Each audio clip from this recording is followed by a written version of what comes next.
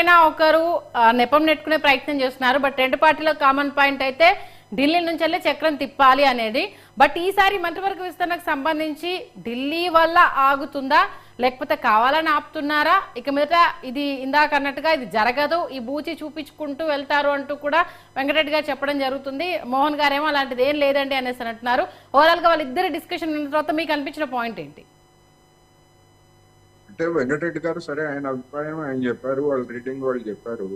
వెంకటరెడ్డి గారు అటువంటి వాటిలో ఇప్పుడు ఆయన ఉన్నారో లేదో తెలియదు. లేకపోయినప్పటికీ మనం రికార్డు విషయాలు కొన్ని విషయాలు బీజేపీలో మరి కాంగ్రెస్ లేదా ఇతర పార్టీల గురించి కుటుంబ పాలన, డైనాస్టిక్ రూల్, వారసత్వం గురించి విమర్శలు చేస్తుంటారు.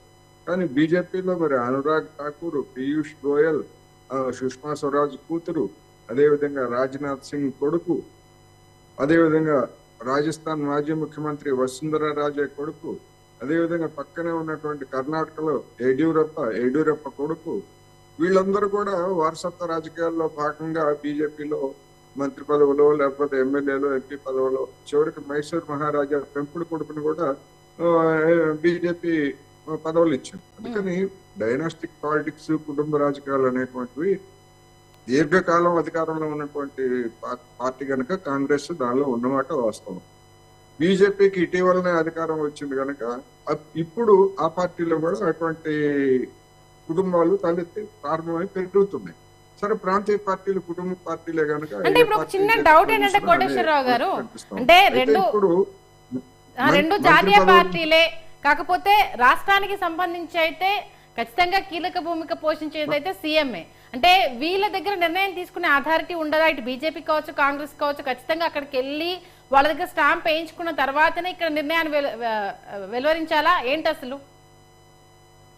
స్టాంపు వేయించుకోవడం అంటే ఇప్పుడు రాష్ట్రంలో బీజేపీ గాని లేదా కాంగ్రెస్ గాని ఒకవేళ ఏదైనా వైఫల్యాలు పొందిందనుకోండి, ఎవరిది బాధ్యత? ఎందుకంటే జాతీయ పార్టీలకి ప్రతి పార్టీకి ఒక ఇన్ఛార్జ్ అనేటువంటి వాళ్ళు ఉంటారు. కేంద్రంలో ఉన్నటువంటి పార్టీకి, రాష్ట్రంలో ఉన్నటువంటి పార్టీకి, ప్రభుత్వానికి అనుసంధానంగా.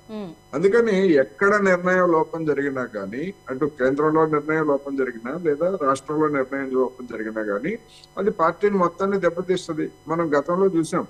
గతంలో ముఖ్యమంత్రులను చొక్కాలు మార్చినట్టుగా ముఖ్యమంత్రులు మార్చినటువంటి కాంగ్రెస్ అఫీషియల్ గానే ప్రతి రాష్ట్రంలో 2 ముఠాలను ప్రోత్సహించింది.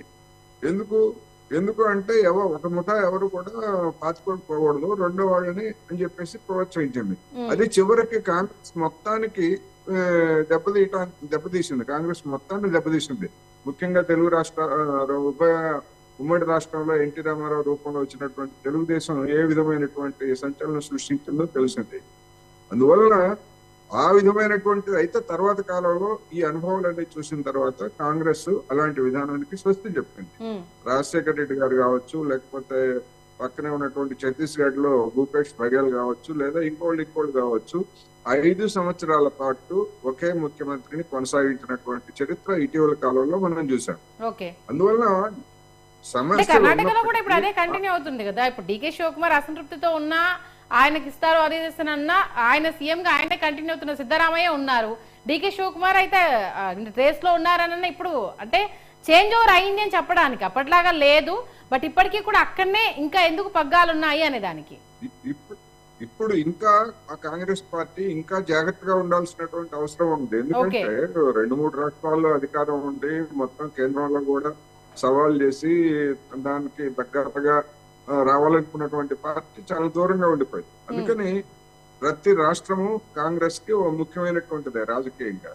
ఈ నేపథ్యంలో చూసినప్పుడు అయితే ఎంతకాలం ఈ విధంగా మంత్రి పదవుల్ని లేదా నామినేటెడ్ పోస్టులని ఉంచుకుంటారంటే అది ఎక్కువ కాలం ఉన్నా గానీ అది మళ్ళా వికటించేటువంటి అవకాశం ఉంది.